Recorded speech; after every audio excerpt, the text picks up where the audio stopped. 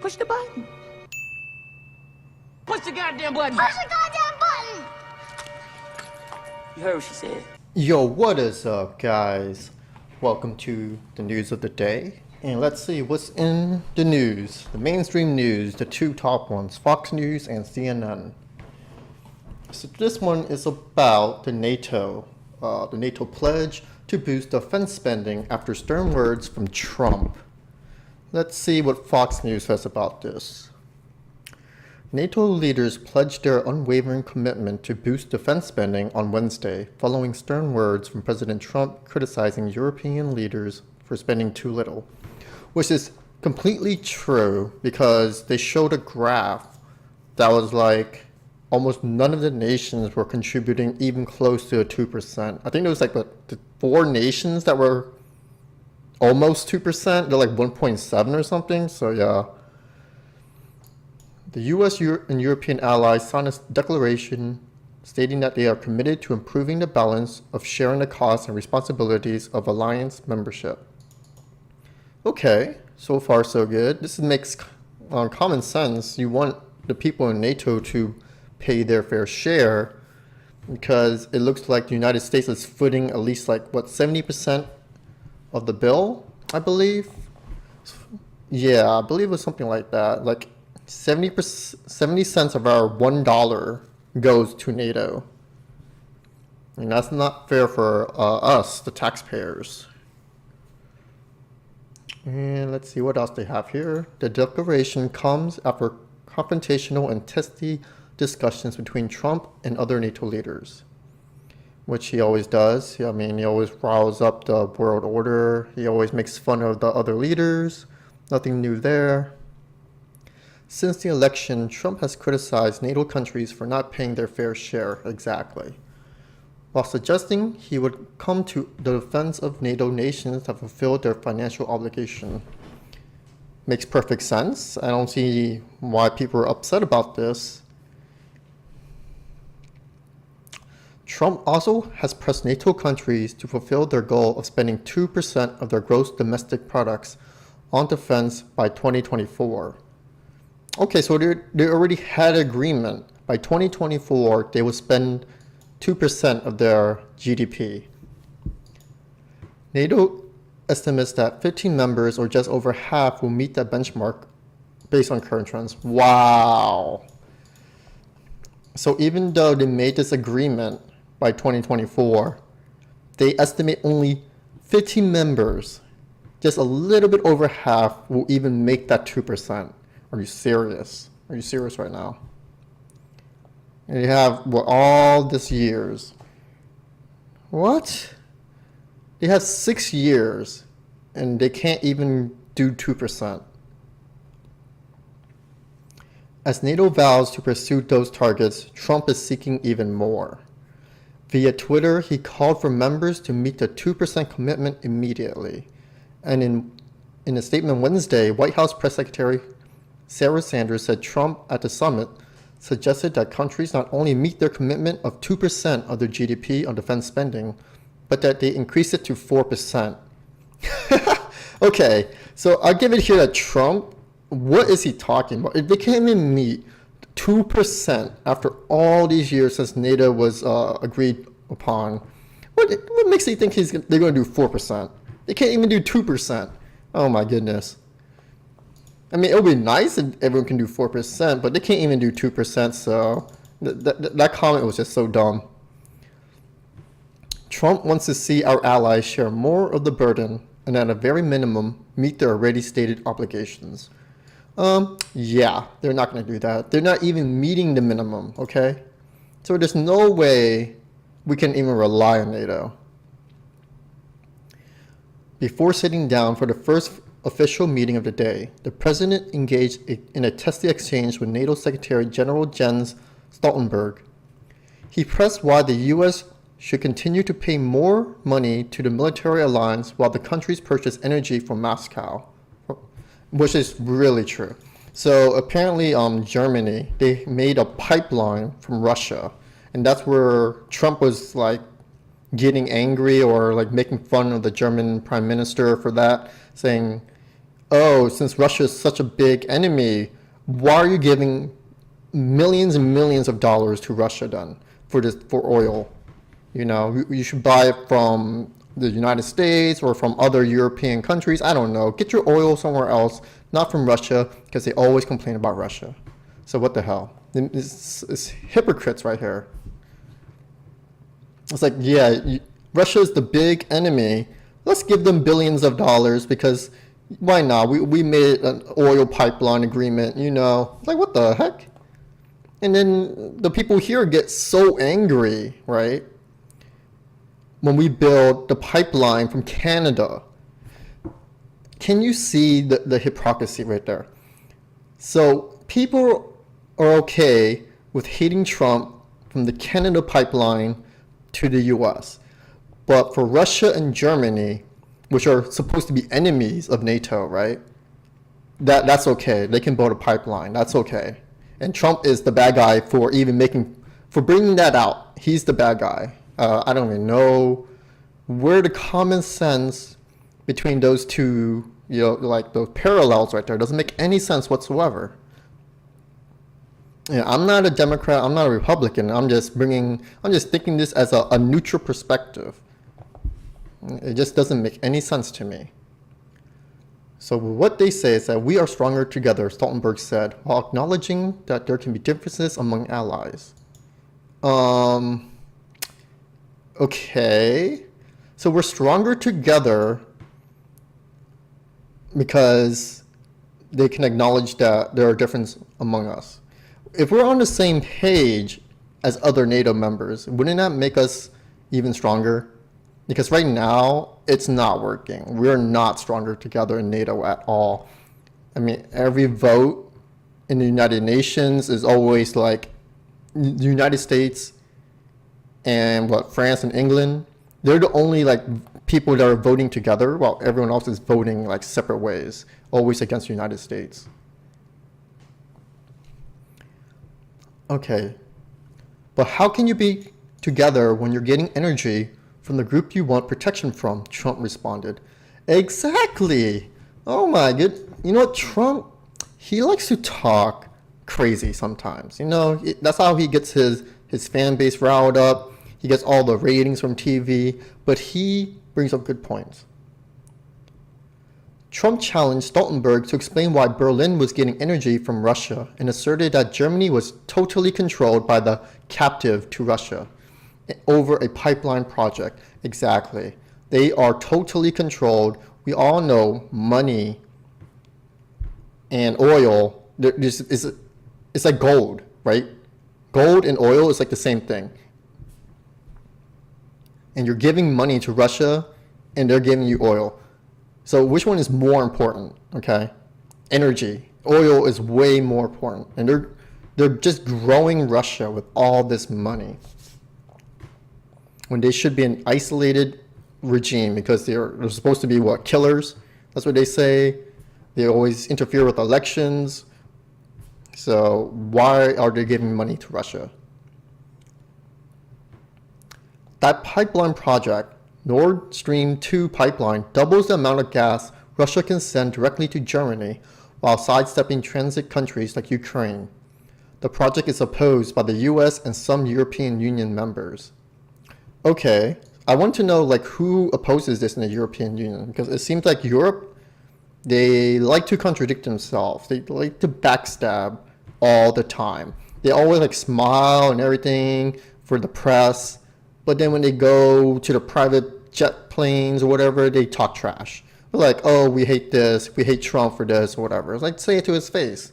That's why people like Trump, because he brings it to their face. We're supposed to protect you against Russia, and yet you make this deal with Russia, Trump said of Germany. Explain that. It can't be explained. Exactly. They won't explain it. They will just say, oh, Trump, he's just down-talking our allies all the time. He's always insulting our allies all the time. He's just asking for an explanation. Why are you buying oil from Russia? Huh? If Russia is the enemy of NATO, why are you buying oil from Russia? That makes no sense. Trump followed up on Twitter. What good is NATO if Germany is paying Russia billions of dollars for gas and energy, while there are only 5 out of 29 countries that have met their commitment? Very good point. The US is paying for Europe's protection, then loses billions on trade. Must pay 2% of GDP immediately, not by 2025. I agree with this completely. I think most Americans agree with this completely. If you don't agree with this, I'm not sure where your math is, because we are losing so much money on this NATO thing. I mean, if you're okay with giving 70 cents of every dollar to NATO, I don't know what to say. We have like so much things that we need here, investment here that needs to be fixed. We need our roads to be fixed. We need our schools to be funded. You know, everyone wants to talk about like investing in other countries, giving money to other countries. They don't ever think about what we need here in the United States. Former Secretary of State John Kerry later blasted Trump's comments about Germany as strange and counterproductive. Okay, he said it was disgraceful, destructive, and flies in the face of the actual interests of the United States of America, Kerry said in a statement, claiming Trump set America back this morning. What? How did he set America back by this? Because apparently, I think we've been back. We've been set back by this. We let this grow and foster, where these European unions, they're not meeting that 2% commitment that they agreed upon to, okay? So all Trump wants is for them to fulfill that agreement, 2%. They had all these years, and even by 2024, which is the deadline apparently, they can't even meet that percentage. Over half, okay? Oh, that's just, I don't even know what John Kerry is saying right here. What the? I'm not even gonna read the statement because it's just so stupid by John Kerry. It's just completely stupid.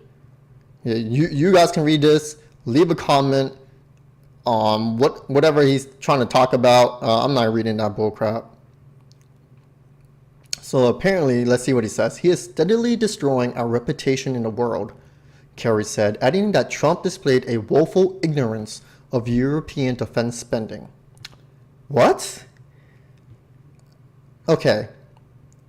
Our reputation in the world, it doesn't mean squat anymore. I mean, it's never meant squat for a long, long time.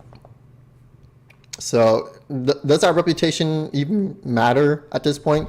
Right now, we just need to fix our country. We need to fix the control, the spending, right? Anticipation has built for weeks over how confrontational the meeting might be, given the U.S. President's complaints about trade and NATO allies' military budgets, and how the summit might compare with Trump's scheduled meeting in Finland with Russia's Vladimir Putin. That meeting has riled Democrats in Washington amid the probe over Russian meddling in the election. Senate Minority Leader Chuck Schumer tweeted Wednesday, President Trump should not meet with President Putin alone. Why not? Why can't they meet alone? He's our president, and Putin is the Russia's president. Why can't they meet alone? They need to talk to each other, right? This is how you build diplomacy, negotiations, whatever they need to talk about. Let it be backdoors, not in front of cameras. Let them talk, see what they can do. Why are they trying to make enemies out of everything? Like every time Trump wants to talk, they just say no. He insults them. He makes things worse. When he doesn't do anything, they just say, oh, we're an isolationist, right? Like, what the heck? You can't win. So let's see what else they say. The summit in Brussels is the first stop in Trump's 4-country European tour, where tensions already have risen over tariffs and a potential trade war between the European Union and the U.S. Trump implemented tariffs of 25% on steel and 10% on aluminum imports, and the EU is pushing to retaliate. Why? Okay.